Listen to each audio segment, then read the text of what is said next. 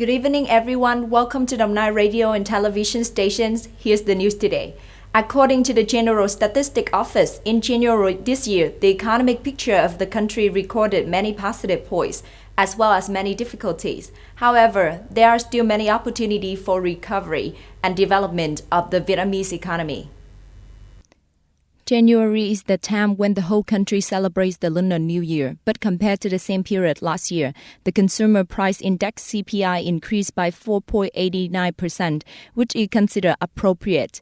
In addition, the figures of the total retail sales of consumer goods and services increased by 20%. The number of international tourists increased by 44.2 times. Newly registered FDI capital is 3.1 times higher. However, there are still many difficulties when the Industrial Production Index in January is estimated to increase by 14.6% compared to the previous month and by 8% compared to the same period last year. Despite the trade surplus of $3.6 billion USD, export activity to key markets such as Europe and United States, Japan declined sharply. However, according to the expert, its recovery momentum in the near future, such as the Manufacturing Purchasing Managers Index (PMI) increased by 1.47 in January, or narrowing inflation demand is increasing in many major economies. Statistics of 14 large-scale estate enterprises listed on the stock exchange by the end of 2022, the total inventory is more than 272,210 billion dong, up 26.4% over the same period last year. The amount of the inventory comes from the legal problems and capital flows for project implementations and credit tightening policy. In addition, lending interest rates, foreign exchange rates, gasoline prices and construction material prices increase, leading to higher costs for business, affecting business and production activity of enterprises. The Traffic Safety Board of Đồng Nai Province had just issued a plan on the implementations of the Traffic Safety Year 2023 with the theme of respecting the law to build a safe traffic culture. In 2023, Đồng Nai Province is determined to continue to strive to reduce traffic accidents from 5 to 10% in the number of cases, the number of deaths and injury compared to 2022. To do that, it is necessary to continue to improve the effectiveness of the propaganda, to create awareness among road users to voluntarily obey the law, to step up patrols to control and handle traffic violation.